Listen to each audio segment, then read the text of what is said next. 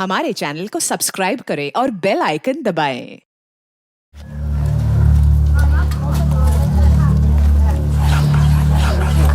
वांदे बटाटे ए मच्छी ए बांगडा आपशी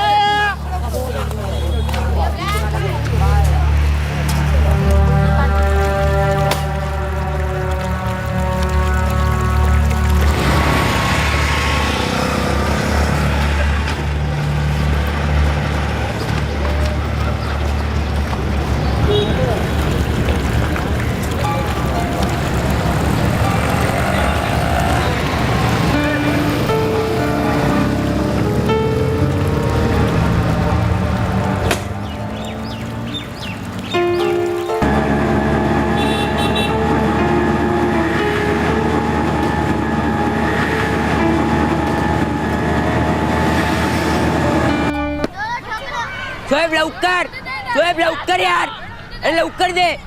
अबे स्लो मोशन की औलाद देना बे।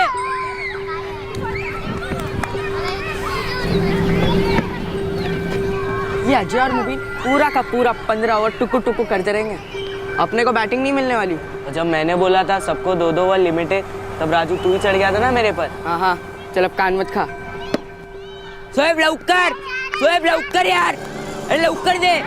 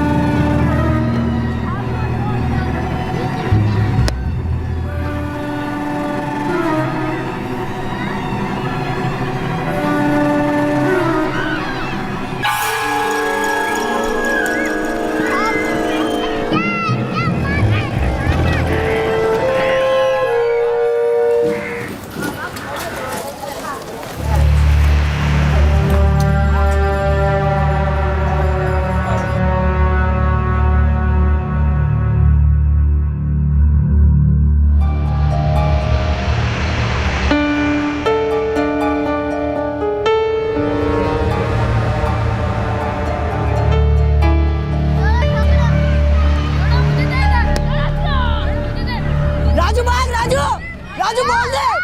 अरे लवकर रे बाबा, क्या कर रहे? अरे जल्दी। भूषणवाड़ी मैदान में लाश के टुकड़े पाए गए हैं। आरडीबाग पुलिस स्टेशन को सूचित किया जाता है कि तुरंत भूषणवाड़ी पहुंचकर। पर नानी मम्मी कहाँ है?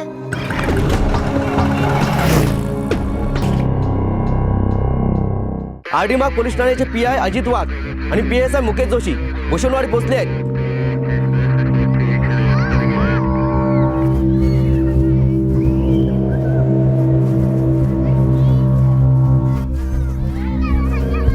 सर, लेडीज बॉडी है, टुकड़े केलेली, और सर बदन में कोई कपड़ा भी नहीं है. साहब, मैं ड्यूटी से वापस आ रहा था अपनी बाइक पर, तभी इन बच्चों ने बताया.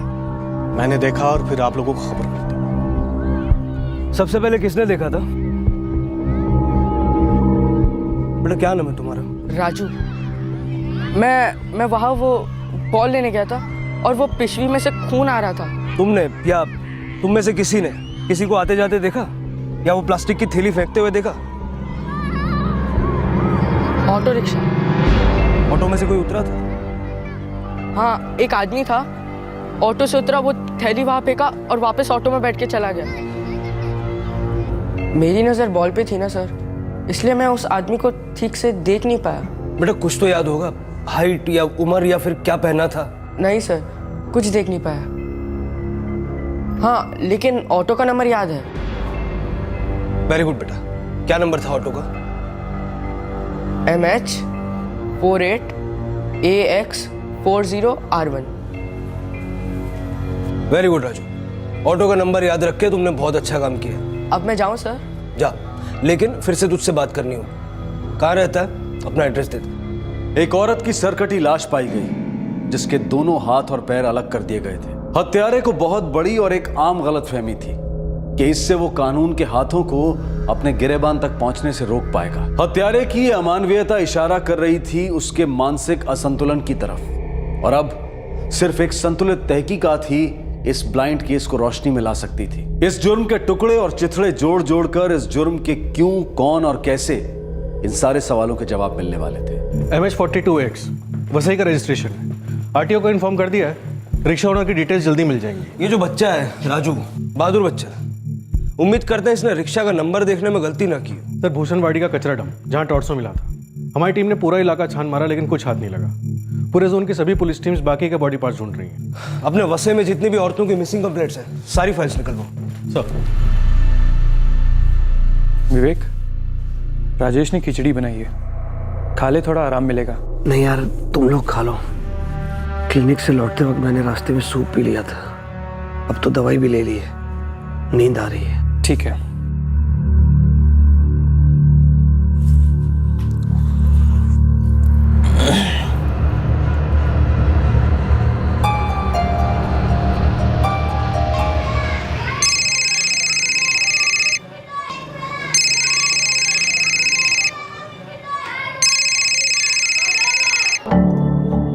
नाज, जरा देख तो किसका फोन है। हेलो,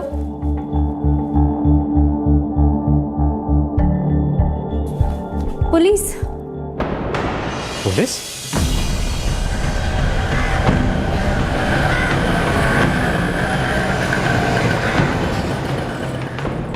कौन थी वो औरत सलीम? औरत? कौन सी औरत साहब? जिसका तूने मर्डर किया, वो औरत। मर्डर? क्या बोल रहे हो साहब? मैंने किसी का मर्डर वर्डर नहीं किया है साहब। मर्डर किया सलीम, उसके बाद उसका सर, हाथ और पैर काट कर अलग किए। वो कटे हुए हिस्से कहाँ है? कुछ तो भी बोल रहे हो साहब। साहब मेरे को कुछ भी समझ में ही नहीं आ रहा है। यही था सर।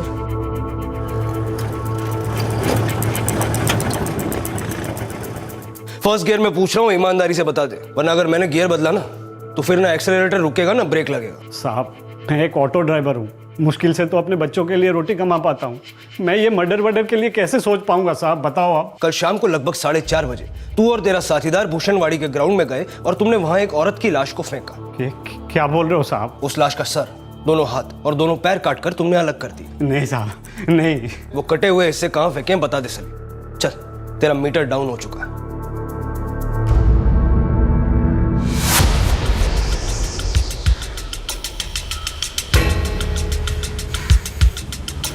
सुनो जी, फॉरेंसिक एक्सपर्ट को बुलाओ, खून के ट्रेसेस लेने के लिए बोलो। कल शाम को भूषणवाड़ी के लिए एक भाड़ा मिला था साहब, मैं उसको लेके भी गया, लेकिन उस आदमी को मैं जानता नहीं हूँ साहब। सर इसके ऑटो से खून के धब्बे मिले, forensic team on the way. बोल सलीम, क्या करूं तेरे साथ? किक स्टार्ट करूं, स्पार्क प्लग छेड़ूं तेरा, या इंजन निकाल के अलग कर दूं?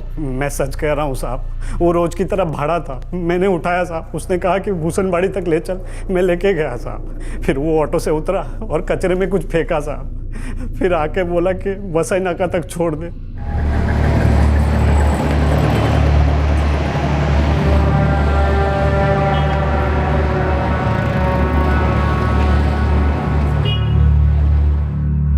नाम क्या है उसका?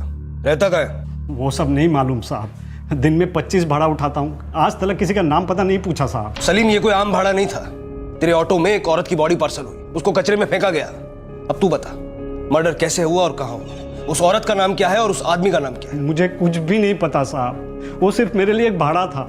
उसने हाथ दिखाया साहब, मैंने रोक दिया, उसके बाद उसके साथ कोई बात नहीं हुई साहब। भाड़ा कहाँ से उठा? वसई तालाब के पास से साहब।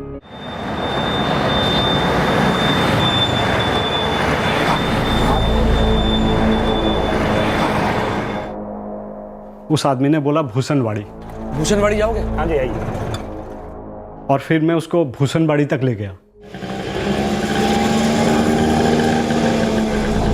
फिर वो बोला वसई नाका तक ले चल। वसई नाका छोड़ दे मुझे।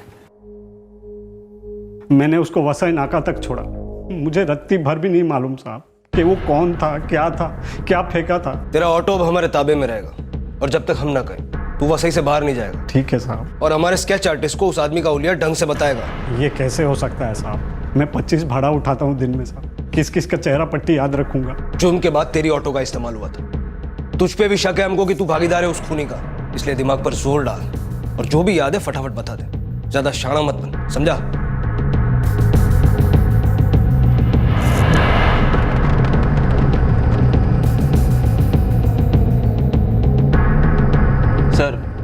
मुझे नहीं लगता कि ये वो है जिसे आप लोग ढूंढ रहे हैं। साहब, मेरे को जो भी याद था मैंने बोला साहब, लेकिन खुदा कसम मुझे उस आदमी का चेहरा ठीक से याद ही नहीं है। अपने खबरियों से कहो कि वसई नाका और वसई तालाब इलाके से इस आदमी की खबर निकालो।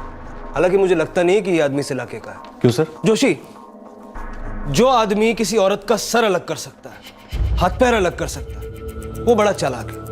वो पूरी प्लानिंग से सारे सबूत मिटाने की कोशिश कर रहा है। और ऐसा आदमी लाश को उस इलाके में नहीं फेंकेगा जहां वो रहता है या फिर जहां उसने कत्ल किया। पॉसिबल है सर। सर और हाथ पैर के लिए हमारी टीम ने पूरा भूषणवाड़ी का मैदान और आसपास का कचरा डंप अच्छे से स्कैन किया, लेकिन कुछ हाथ नहीं लगा। लगेगा भी नहीं, क्योंकि शायद वहां है ही नहीं। अगर वहीं फेंकना होता तो सर और हाथ पैर अलग क्यों करता? और मुझे नहीं लगता कि ये स्केच भी हमारी कोई खास मदद करेगा। सर, जोन के पुलिस स्टेशंस की जितनी भी मिसिंग कंप्लेंट्स हैं, उसमें से कोई भी इस प्रोफाइल के साथ मैच नहीं करती। ये किलर या मुजरिम जो भी है, इसे लगता है इसने बड़ा परफेक्ट क्राइम किया और ये बड़ी आराम से अपने बिल में बैठा। अश्विन, ये तीनों ऑर्डर्स की डिलीवरी आज ही हो जानी चाहिए, जो भी टाइम लगे लगने दो। सर अभी तक तो फैक्ट्री से ही माल डिलीवर नहीं हुआ है, लगता है इस बार काफी लेट हो जाएगा। होने दो, 2 हफ्तों से ये डिलीवरी पेंडिंग है और इस हफ्ते कम से कम 1 डजन नए ऑर्डर्स और हैं। यस सर, जानता हूँ। सर आप एक बार फैक्ट्री में फ़ोन लगाइए ना, दरअसल आजकल माल की डिलीवरी बहुत स्लो हो रही है। करता हूँ फोन। जो ब्लड सैंपल हमने ऑटो रिक्शा से कलेक्ट किए थे, वही ब्लड ग्रुप पाए हुए धड़ के ब्लड ग्रुप से मैच कर रहा है। ए पॉजिटिव? जी हाँ, ए पॉजिटिव। 2 दिन पहले एक डंपिंग ग्राउंड में एक बिना सर और बिना हाथ पैर की फीमेल बॉडी पाई गई। पोस्टमार्टम से पता चला कि औरत लगभग 30 साल के आसपास की थी। कत्ल से पहले सेक्सुअल एक्टिविटी हुई थी और औरत के पेट पर एक तिल भी पाया गया। लेकिन 2 करोड़ से ज्यादा की आबादी वाले शहर में इतनी सी जानकारी के बल पर विक्टिम की पहचान कैसे हो पाती? जोशी, कल एक मिसिंग कंप्लेंट डाली है। 32 साल की औरत है। कब से मिसिंग है? 15 अक्टूबर। 15 तारीख को हमें एक औरत का धड़ मिला था। जो औरत मिसिंग है उसका नाम राधा हेगड़े है, नालासोपारा की रहने वाली है। हमें उस औरत की फोटो और रिश्तेदारों की डिटेल्स जल्दी भेजो। संजीव, राधा मिली क्या उन्हें? नहीं पापा, दीदी के बारे में ऐसा कुछ तो नहीं बोला, सिर्फ कहा कि पुलिस स्टेशन आ जाओ।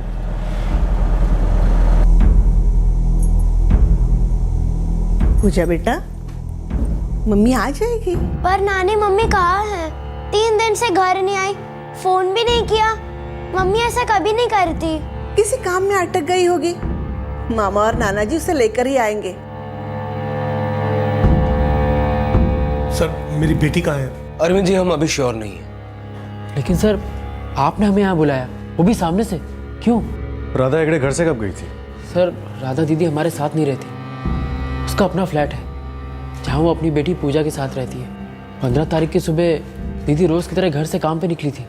सर, रोज मेरी बेटी राधा मेरी नवासी पूजा को स्कूल ड्रॉप करते हुए काम पर जाती है और स्कूल के बाद पूजा हमारे घर पर आ जाती है, खाना वगैरह खाती है और होमवर्क करती है, और शाम को राधा काम से लौटते वक्त पूजा को अपने घर ले जाती है। लेकिन सर, 15 तारीख को दीदी ऑफिस से घर लौटी ही नहीं। हम लोगों ने कॉल किया तो फोन स्विच ऑफ आ रहा था। कहाँ सर्विस करती हैं? इंटीरियर डेकोरेटर है मेरी बेटी, एक इंटीरियर डिजाइनर के ऑफिस में काम करती है। सर, आप लोग सवाल पे सवाल किए जा रहे हैं, हमारे सवाल का जवाब नहीं दे रहे। आपको क्या मालूम हुआ है सर? देखिए, जैसा मैंने कहा कि हम लोग श्योर नहीं हैं, लेकिन हमें कुछ मिला है। बाय बेटा। बाय नाना, बाय नानी। चलो माँ, मैं चलती हूँ, आ जाओ।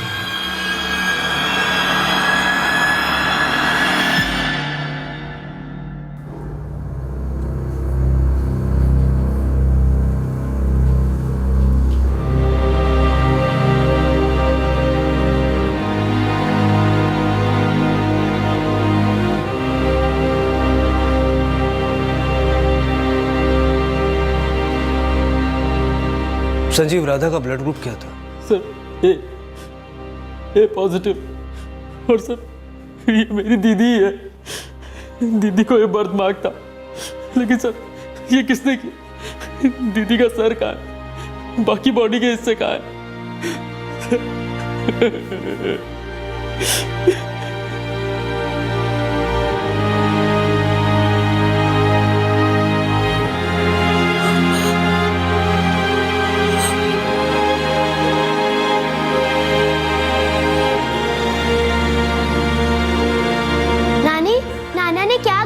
मम्मी मिली क्या?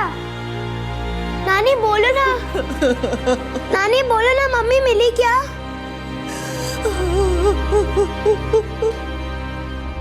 हाँ हाँ आज, कल की बात तो करना ही मत। आज ही मुझे सारी डोमेस्टिक डिलीवरीज चाहिए। अरे समझा करो, अकेले मुंबई की 16 डिलीवरीज पेंडिंग है और ऊपर से सैटरडे को वो नाइजीरिया वाला एक्सपोर्ट ऑर्डर, वो भी तो भेजना है। Try to understand and do fast. या ओके।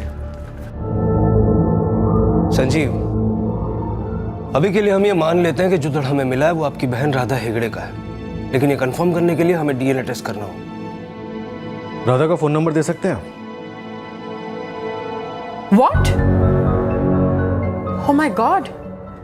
पर ये कैसे हो सकता है? शालिनी जी, जो इनिशियल साइंस हैं जैसे कि एज, पेट पर तिल, जो राधा के भाई संजीव ने आइडेंटिफाई किए और same blood group A positive, सब इशारा कर रहे हैं कि ये धड़ शायद राधा का हो सकता है। Oh my God! शालिनी जी, 15 अक्टूबर को राधा ऑफिस आई थी क्या? Yes, of course. इनफैक्ट 15 को तो उसने हाफ डे ले लिया था। हाय शालिनी। हाय राधा, कम इन। शालिनी, क्या आज मुझे हाफ डे मिल सकता है प्लीज? हाँ, पर अभी तो सिर्फ 12:15 हो रहे हैं।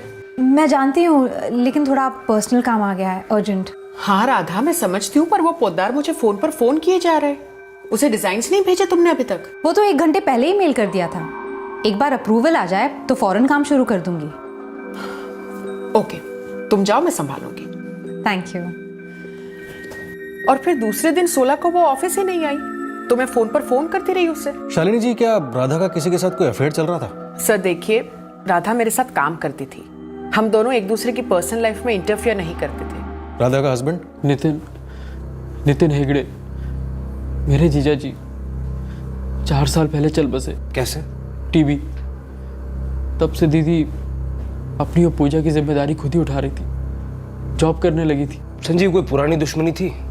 कुछ हुआ था पिछले दिनों? मतलब इतने भयंकर तरीके से कत्ल करने के लिए क्या कारण हो सकता है? सर मुझे कोई अंदाजा नहीं है, बल्कि यही सवाल मेरे दिमाग में भी घूम रहा है कि क्यों, मेरी दीदी क्यों?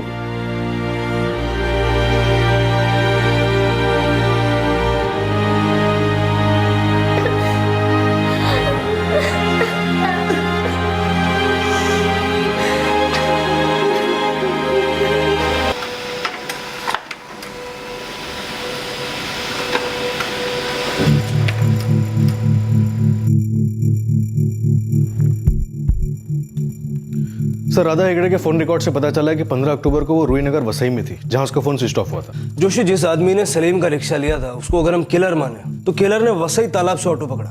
सर, वसई तालाब से रूईनगर 15 मिनट का वॉक है। ये राधा का वसई का क्या कनेक्शन है? कोई रिश्तेदार, दोस्त? सर, उसके माँ बाप, भाई, बेटी, ऑफिस, सब जगह पता किया। सबका कहना है कि किसी को नहीं पता कि वो वसई क्या करने गई थी। सब कह रहे थे कि एक बहुत ही सिंपल औरत है राधा। ऐसा तो कहीं नहीं लिखा ना जोशी कि जो सिंपल होते हैं वो कोई बात बड़ी खूबी से छुपाते नहीं है। एक काम करो, इस राधा के पिछले 6 महीने के कॉल रिकॉर्ड्स निकालो। और हाँ जोशी, डीएनए मैचिंग का क्या हुआ? सर, उसके पेरेंट्स ब्लड सैंपलिंग के लिए गए। रिपोर्ट्स आने में थोड़ा टाइम लगेगा। लेकिन उससे पहले हमें ये वसई वाला राज क्रैक करना होगा। पता चला डीएनए मैच नहीं हुआ और वो धड़ किसी और ही औरत का है, फिर से हमारे इन्वेस्टिगेशन का न सर होगा न पैर।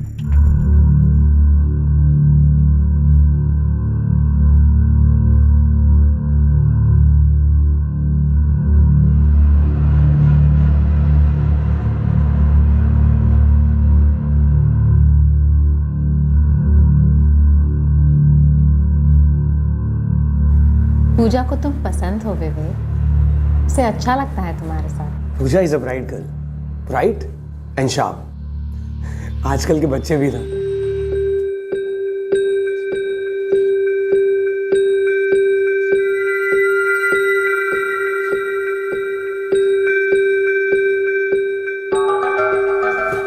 पूजा, तुम्हारा फॉर्मूला एकदम सही है, लेकिन मेरा भी गलत नहीं है। ट्राई करके देखो।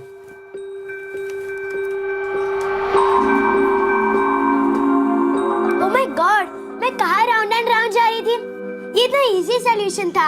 I told you. Actually, maths की ब्यूटी ये है। Mathematics is like music, rhythm और बीट पे चलता है। पर म्यूजिक कितना कूल है और मैथ्स यू। पता ही नहीं चला ये 4 साल कैसे निकल गए विवेक। उन दिनों नितिन की डेथ हुई ही थी और हमें उस सदमे से निकलने में काफी टाइम लग गया। इंपॉर्टेंट ये है कि तुम उस सदमे से बाहर निकली, टाइम से बेहतर मरहम नहीं है दुनिया में। मैं बता नहीं सकती मैं तुमसे मिलकर कितनी खुश हूँ विवेक। तुम सच कहते हो, टाइम सब कुछ सही कर देता है। यस।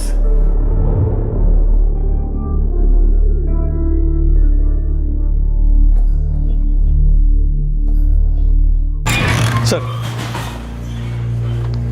इरादा हेगड़े के पिछले 6 महीने के फोन रिकॉर्ड्स हैं। कोई शक करने जैसी बात नहीं नजर आ रही सिवाय एक नंबर की। और क्या है इस नंबर की स्टोरी? सर, पिछले 6 महीने में से पहले के 4 महीने राधा की इस नंबर पे 44456 पर रोजाना बात होती थी। दिन में कई बारी बात हो रही थी। फोन दोनों तरफ से किए जा रहे थे, लेकिन पिछले 2 महीने से सिर्फ राधा ही इस नंबर पे फोन कर रही थी। इस नंबर से राधा को कोई कॉल नहीं आ रहा था। किसका है ये नंबर? कोई विवेक राव है सर। विवेक राव? हाँ सर, विवेक राव हमारा रिश्तेदार है। I mean, काफ़ी दूर का। पर सर, हमारे साथ उसका कोई कांटेक्ट नहीं है। राधा के तो थे संजीव। पिछले 6 महीने से दिन में 4-4 बार लंबी लंबी बातें हो रही थी, मैसेज एक्सचेंज हो रहे थे। काफ़ी गहरा कांटेक्ट लगता है संजीव।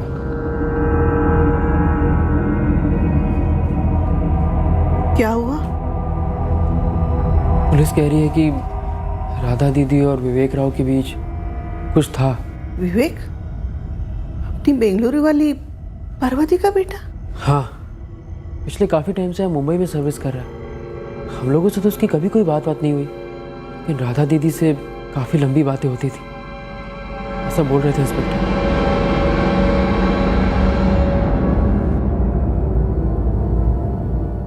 ओके सर, राधा का फोन रूही नगर में स्विच ऑफ हुआ था। ये विवेक राव भी वहीं पे रहता है।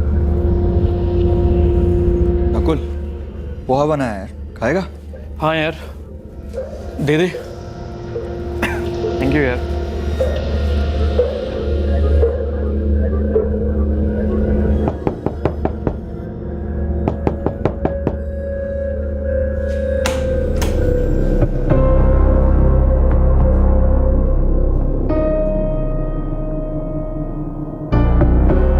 क्या कहा डॉक्टर ने?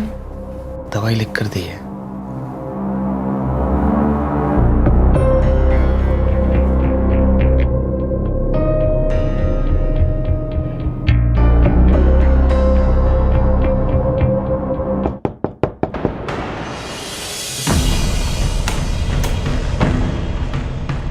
विवेक राव जी, हमारा रूममेट है। जी सर। राधा हेगड़े को जानते हो ना? जी सर, जानता हूँ। क्या हुआ? मर्डर, मारी गई है। व्हाट? कैसे? कब? अभी पता चले। बघा सगळीकडे।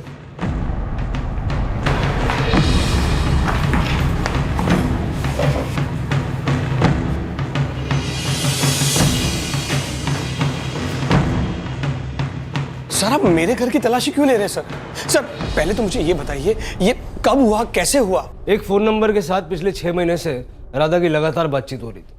फिर 15 अक्टूबर को राधा का सेलफोन यहाँ रूही नगर में ऑफ हुआ और हमें गहरा शक है कि राधा भी उसी वक्त ऑफ हुई, यहीं रूही नगर में जहां तुम रहते हो। तो एक्चुअली आप ये बोलना चाह रहे कि मैंने Radha... oh god, I can't believe this sir. हाँ सर, 15 अक्टूबर को हम मिले थे। वो घर आई थी तुम्हारे? जी, क्योंकि मैं बहुत बीमार था सर। हालचाल पूछने आई थी तुम्हारा? क्यों? सर, हम एक दूसरे से बहुत प्यार करते थे, शादी करने वाले थे, और अब आप ये बोल रहे हो कि राधा इज डेड। सर, मुझे तो अभी भी बिलीव नहीं हो रहा है। विवेक, तुम और राधा शादी करने वाले थे, लेकिन राधा के माँ बाप या भाई को इस बात का आइडिया ही नहीं था। ऐसा क्यों? राधा विधवा थी सर। वो पहले ये चाहती थी कि पूजा मुझे पूरी तरह से एक्सेप्ट कर ले एज अ फादर फिगर। उसके बाद वो पूरी दुनिया को बताने ही वाली थी कि हम शादी करने वाले हैं।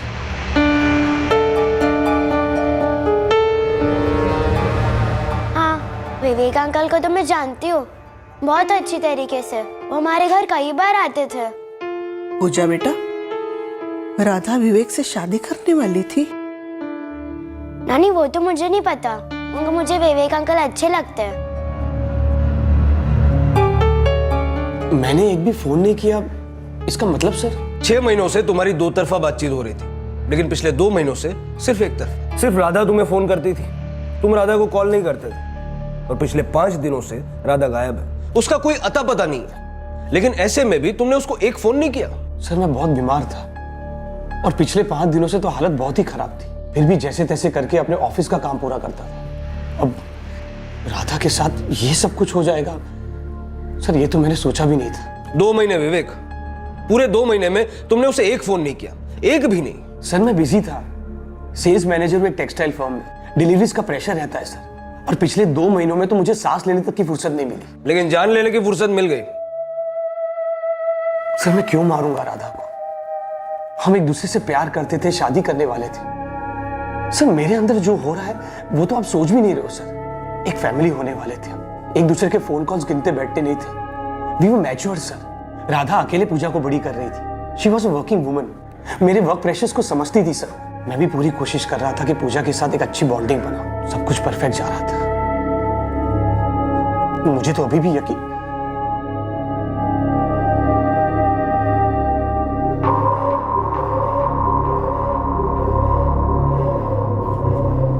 सच बोलो साहब, मुझे उस आदमी का चेहरा याद ही नहीं है। ठीक से देखा नहीं था साहब, माफ कर दो। सर मैंने दूर से देखा था और मुझे पता नहीं कि यही था कि कोई और। जोशी, इस विवेक राव के खिलाफ एक्चुअली हमारे पास कुछ है नहीं। बस इतना पता है कि उसके और राधा के बीच कुछ था, जिसकी गवाह उसकी बेटी पूजा है, जो कि बहुत छोटी है, जो ये नहीं बता सकती कि दोस्ती थी, प्रेम था, क्या था दोनों के बीच। सर राधा अपनी फैमिली से छुपा रही थी, समझ में आता है। विधवा थी, ऊपर से विवेक उसका दूर का रिश्तेदार था। लेकिन अजीब बात यह है कि विवेक के रूममेट्स को भी इस बारे में कुछ नहीं पता। मैंने बात की थी राजेश और नकुल से। लेकिन ये विवेक तो छाती ठोक के कह रहा है कि दोनों के बीच प्रेम था, शादी करने वाले थे दोनों। जोशी, कोई भी मुजरिम इतनी सफाई से ऐसा बोलेगा नहीं, जबकि शक उस पर और जा सकता है। सर हमने विवेक के घर का कोना कोना छान मारा, कहीं कुछ नहीं नजर आया। सोचा था कि अगर उसने बॉडी घर में कटिंग की होती तो कहीं ना कहीं खून के धब्बे जरूर नजर आते, या फिर घर में पेंटिंग करवाई होती। लेकिन ऐसा कुछ भी नहीं, ना ही घर की पेंटिंग करवाई और ना ही खून के छींटे कहीं नजर आए। लेकिन राधा का लास्ट लोकेशन रूहीनगर था, जहां उसका फोन स्विच ऑफ हुआ था, और ये विवेक भी वहीं पे रहता है। लेकिन वो सामने से कह तो रहा है कि 15 अक्टूबर को राधा उससे मिलने आई थी। ना वो छुपा रहा है, ना मना कर रहा है। जोशी, मुझे डाउट आ रहा है कि ये धड़ वाकई राधा का है। सर पेट पर तिल स्ट्रॉन्ग प्रूफ है, सेम ए पॉजिटिव ब्लड ग्रुप। बस एक बारी डीएनए रिपोर्ट्स आ जाए।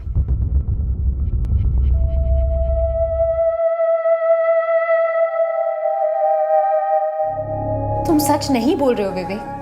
राधा मेरी बात सुनो। क्या सुनूं मैं? क्या सुनूं विवेक?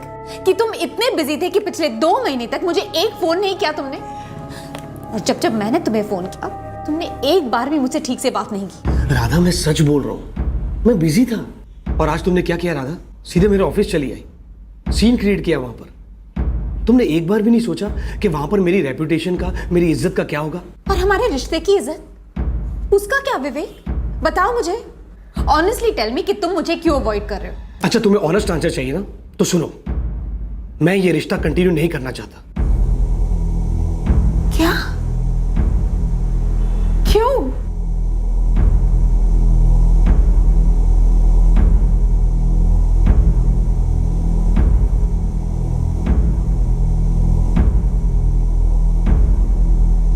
विवेक तुम इस तरह मुझे यूज करके नहीं फेंक सकते। मैं इंसान हूं, टिश्यू पेपर नहीं।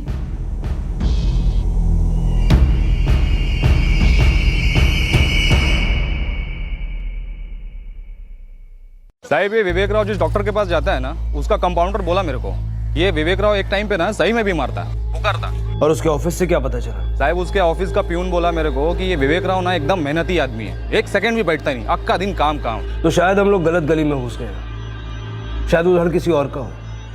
लेकिन राधा भी तो मिसिंग है। ये विवेक राव और राधा लवर थे ना? बोले तो बैंड भी बजने वाला था। हाँ, कह तू राधा शादी करने वाले थे। साहब शादी तो अब भी हो रही है। क्या? ये विवेक राव शादी कर रहा है दिसंबर में। किससे? विवेक राव वेड्स जया प्रभु, दिसंबर 16 बेंगलुरु। इस विवेक राव के एक रिश्तेदार से कार्ड मिला मेरे को।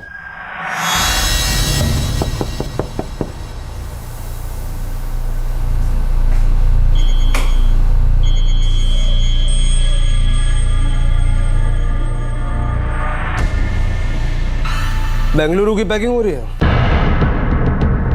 हाँ, माँ बीमार है इसलिए जा रहा हूँ। अच्छा, आधे घंटे में माँ की तबीयत खराब हो गई? सर आप सीधी सीधी बात करेंगे प्लीज। आधे घंटे पहले तुम्हारी माँ से मेरी सीधी सीधी बात हुई।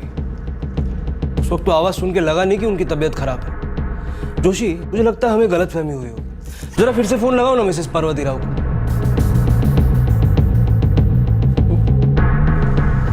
विवेक राव, बड़ी अजीब सी बात है। मतलब एक तरह से काबिल तारीफ बात है कि इतनी भयानक हत्या करने के बाद तुम इतना नॉर्मल पेश आ सकते हो। सर आप ये क्या बोल रहे हैं, मुझे समझ में नहीं आ रहा है। सर, मिसेस राव की तबीयत बिल्कुल ठीक है और उन्हें पता ही नहीं है कि उनका बेटा उनसे मिलने के लिए बेंगलुरु आने वाला है। तो मैं खूनी? अगर अपनी माँ को सरप्राइज देने के लिए जा रहा हूँ तो मैं खूनी? जैसे तुम्हारी माँ को भनक नहीं थी ना कि आज डिनर तुम उनके साथ करने वाले, वैसे राधा को भी ये भनक नहीं थी कि 8 महीने पहले तुम किसी जया प्रभु से एंगेजमेंट कर चुके हो और इस दिसंबर शादी करने वाले।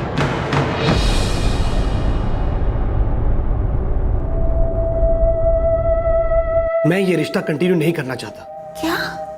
क्यों? क्योंकि मुझे तुमसे शादी नहीं करनी राधा। नहीं करनी? कारण जानने का हक है मुझे। इसमें कोई रॉकेट साइंस नहीं है, वही रेगुलर। मेरे माँ बाप अग्री नहीं करेंगे कि मैं अपने से बड़ी उम्र वाली विधवा से शादी करूं। बात की तुमने उनसे?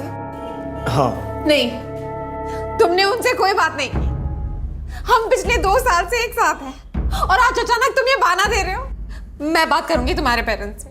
लाओ मुझे दो उनका नंबर। राधा मेरी बात सुनो। नहीं, उनका नंबर दो, अपनी मम्मी का नंबर दो मुझे। प्लीज ऑफिस की तरह यहाँ पर ड्रामा क्रिएट मत करो। और मैं कह रहा हूँ ना कि मैंने उनसे बात की है, लेकिन उनका इस रिश्ते के लिए एक बिग नो है। प्लीज विवेक, तुम मुझे इस तरह यूज करके नहीं फेंक सकते। मैं इंसान हूँ, टिश्यू पेपर नहीं।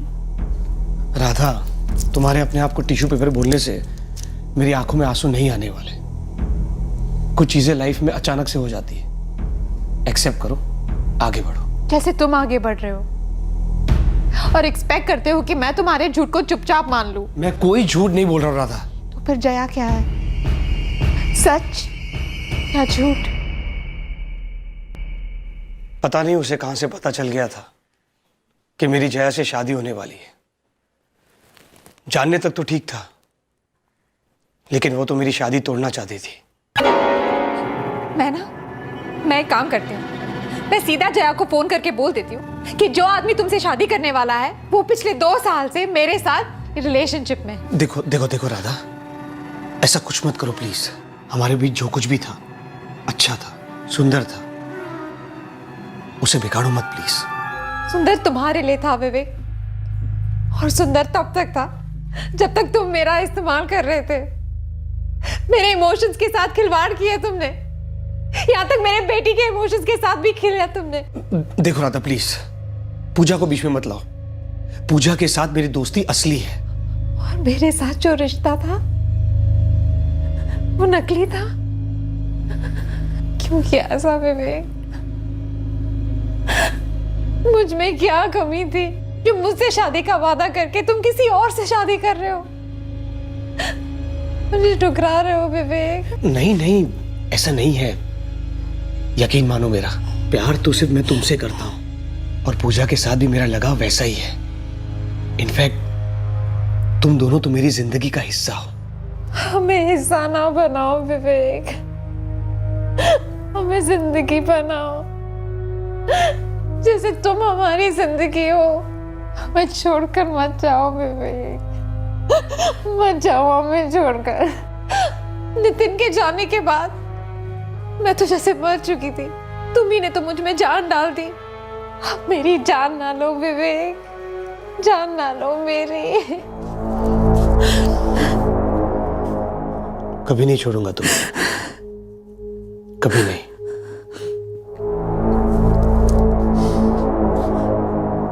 I love you.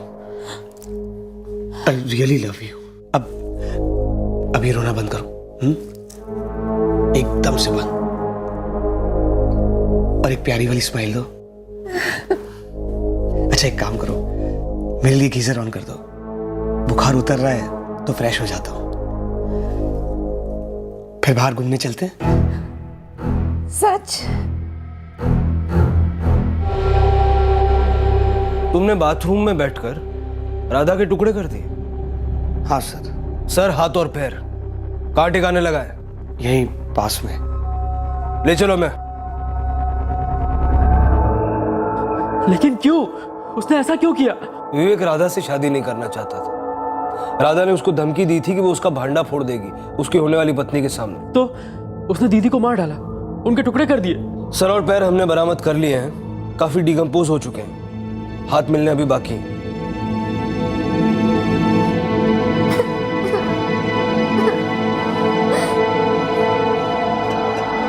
राधा के परिवार वाले गहरे शौक में हैं और विवेक के दोस्त नकुल और राजेश भी। वो समझ ही नहीं पा रहे हैं कि कत्ल की शाम, रात, अगले दिन, उसके बाद के सभी दिन, सभी रातें उन्हें विवेक के बारे में कुछ भी असंतुलित महसूस नहीं हुआ। बरामद हुए धड़, सर और पैरों का डीएनए राधा के पेरेंट्स के डीएनए से मैच हो चुका है। वो बॉडी पार्ट्स राधा हेगड़े के ही थे। इतना भयानक मर्डर करने के तुरंत बाद भी विवेक अपनी जिंदगी नॉर्मल तरीके से बसर करता रहा, काम मन लगाकर करता रहा, जैसे कुछ हुआ ही ना हो। राधा ने अपनी जिंदगी में आए इस धोखे और फरेब के इमोशनल भूचाल को अपने ही अंदर दबाए रखा और समाधान के तौर पर उसने विवेक को धमकी दी कि वो उसकी होने वाली शादी को बर्बाद कर देगी अगर वो उनके प्रेम के रिश्ते को बर्बाद करेगा, जिसकी वजह से विवेक ने उसे जान से मार डाला। राधा और विवेक का ये रिश्ता, ये अनबन सिर्फ उन दोनों तक ही सीमित थी। यहां तक कि उनके सबसे करीबी लोग भी इस रिश्ते से अनजान थे और शायद इस कत्ल से भी सारी दुनिया अनजान ही रह जाती। पर क्राइम नेवर पेस, और परफेक्ट क्राइम वो तो कभी होता ही नहीं। अगर राधा के परिवार वालों को इस रिश्ते के बारे में पता होता तो वो दखल दे सकते थे। वो राधा को समझा सकते थे कि विवेक के साथ इस रिश्ते को आगे बढ़ाने का कोई मतलब ही नहीं है, अगर विवेक को सच्चा गहरा रिश्ता चाहिए ही नहीं। इस कदर भावुक होकर असंतुलित होना, विवेक को धमकाना राधा के लिए जानलेवा साबित हो गया। विवेक ने जो किया वो भयंकर था, एक असंतुलित मस्तिष्क की विकृति थी। अपने अफेयर के राज को अपने पेरेंट्स, होने वाली पत्नी और दोस्तों से छुपाए रखने की फिराक में विवेक राधा की लाश बिछाकर उस पर से गुजरने को राजी हो गया। लेकिन असंतुलन और गहरा होता गया और उसके बिखरते टूटे दिमाग ने राधा के शरीर के टुकड़े कर दिए। मानसिक संतुलन के कांटे को ऐन वक्त पर भी सीधा किया जा सकता था। अगर राधा ने अपने इस रिश्ते के बारे में अपनी सहेली, अपनी माँ या किसी भी करीबी से बात की होती तो एक बेटी को अपनी माँ को खोने की जरूरत नहीं पड़ती, एक परिवार को अपनी बेटी नहीं खोनी पड़ती। अब मैं अनूप सोनी आपसे विदा लेता हूँ। फिर मुलाकात होगी अगले एपिसोड में एक और चौंका देने वाले केस के साथ। तब तक सतर्क रहें, सुरक्षित रहें और देखते रहें क्राइम पेट्रोल सतर्क। सबक एक को, सीख हम सबको। जय Hind. For more updates, subscribe to our channel, click the show links and enjoy watching the videos.